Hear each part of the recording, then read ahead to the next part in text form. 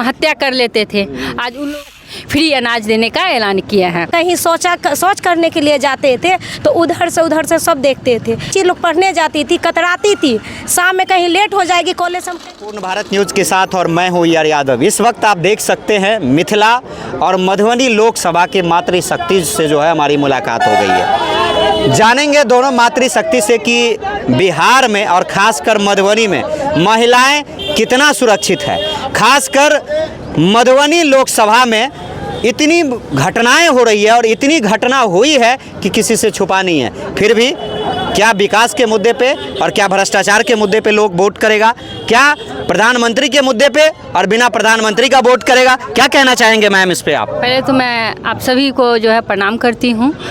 और बात रही कि इस बार जो है लोकसभा चुनाव को लेकर के, तो आप भ्रष्टाचार भी कह दीजिए, भ्रष्टाचार के खिलाफ के मुद्दे पर भी हम लोग वोट करेंगे, हम लोग विकास के मुद्दे पर भी वोट करेंगे। जैसा कि आप सभी लोग जानते हैं, आप अभी ले लीजिए, आप जैसे कि आप माननीय प्रधानमंत्री जी की बात ले लीजिए।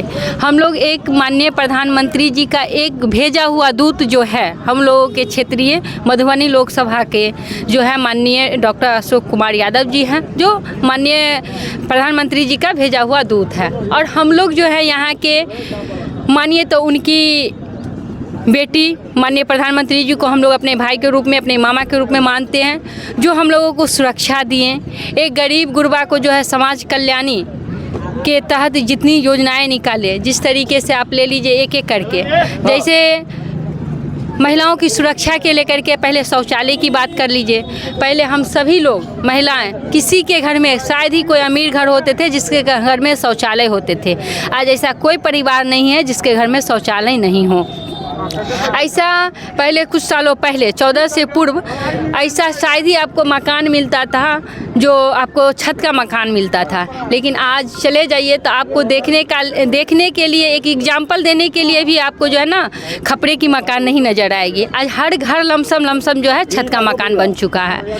आज चले जाइए आप किसानों की मुद्दा को लेकर के, जो किसान अपने आप को जो आत्महत्या कर लेते थे, आज उन लोगों को जो है किसान सम्मान निधि की योजना के द्वारा जो है 6,000 तक उनके खाते में डायरेक्ट 6,000 पहुंचते थे।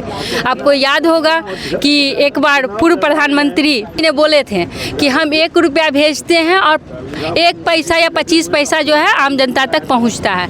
लेकिन आज हमारे प्रधानमंत्री जी इस तरीके से हर एक गरीब गुरबा का खाता खुला करके जितना पैसा भेजते हैं, जैसे अभी किसानों के लिए जो है 6,000 भेजते हैं तो 6,000 किसान को सम्मान निधि योजना पहुंचती है। तो आज जो सम्मान और अपने हौसला बुलंद करने का जो काम किए हैं किसान के प्रति, उसके लिए भी धन्यवाद व्यक्त करते हैं समस्त मधुबनी वासियों के तरफ से। आप चले जाइए, आज कोरोना जैसी महामारी फैली थी जिसमें सभी लोग जान रहे थे या सोच रहे थे कि अब तो किसान इतनी बड़ी महामारी फैल गई है, अब कैसे हम लोगों का जान बचेगा, सभी लोग इतना टीका लेने में सक्षम हो पाएंगे नहीं, है ना। लेकिन हमारे प्रधानमंत्री जी ने गरीब अमीर सभी घर तक फ्री में जो है टीकाकरण करवाने का कार्य किए हैं। हम लोगों के इस महामारी में जो है हम लोग किसी तरीके से घर से बाहर नहीं निकल पा रहे थे, लेकिन हम लोगों के घर तक मुफ्त का अनाज जो है माननीय प्रधानमंत्री जी देने का कार्य किए हैं। और अग्रिम उनका कहना है कि केवल किसी गरीब आदमी को आगे बढ़ा करके मजबूत करके और छोड़ देने पर फिर वो जो है वो खड्डे में गिर जाएगा। उसको और सशक्त करने के लिए माननीय प्रधानमंत्री जी ने 5 वर्षों तक फ्री अनाज देने का ऐलान किया है। जैसे महिलाओं की सुरक्षा की बात कर रहे थे आप, भ्रष्टाचार की बात कर रहे थे, आज सुरक्षा की बात मैं खुद बताऊं तो 9 से 10 बजे रात तक मैं स्कूटी से खुद दरभंगा से लेकर के अपने घर आती हूं।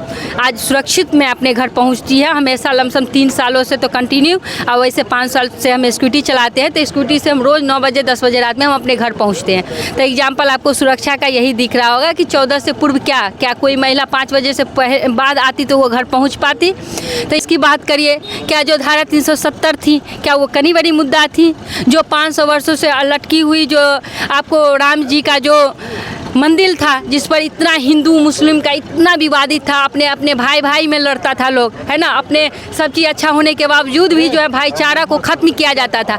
आज किसी तरीके का ऐसा कोई भाईचारा नहीं। राम मंदिर बनने का मतलब ये नहीं कि हिंदू के लिए बन गया। आज राम मंदिर बनने का मतलब ये हुआ कि आज हिंदू भाई और मुस्लिम भाई सभी लोग अब एकजुट है। अब किसी को ये मौका नहीं मिल रहा है कि दोनों भाइयों के बीच में किसी तरीके का बंटवारा किया जाए। आज हम मेरी अपनी मानना है ना। देखिए सारे सवाल हैं मैम आपके पास।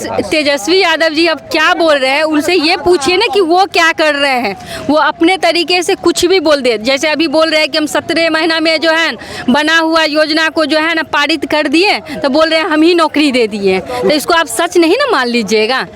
क्या उनके पिताजी क्या किए, उनके माताजी क्या किया, या वो खुद कई मंत्रालय था, क्या स्वास्थ्य में था, क्या किए हैं वो स्वास्थ्य के लिए। चलिए जुड़ते हैं हमारे साथ दूसरी कार्यकर्ता है भारतीय जनता पार्टी का, और उनसे सीधा सीधा सवाल रहेगा कि किस प्रकार की मजबूती से मधुबनी लोकसभा में अशोक यादव को आप जिता रहे हैं। क्या बहुत बहुत धन्यवाद।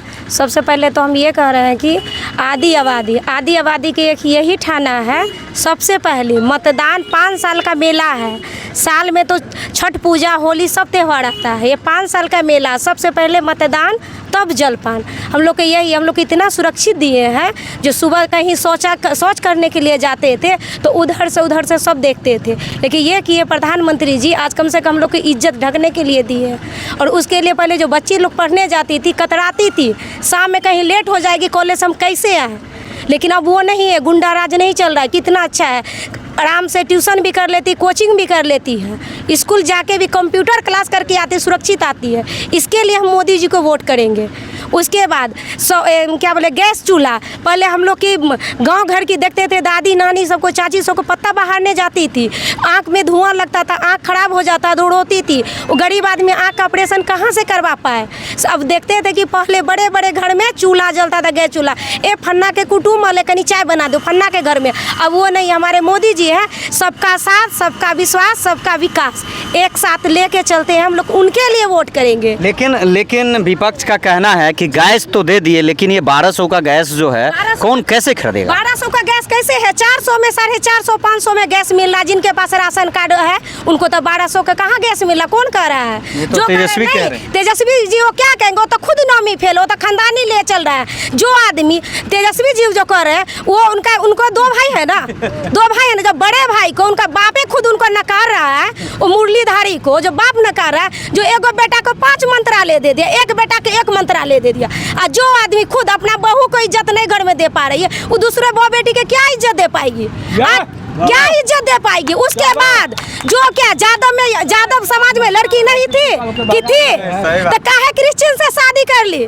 पहले तो वो जवाब दे, वो नौमी फेल वो जवाब दे।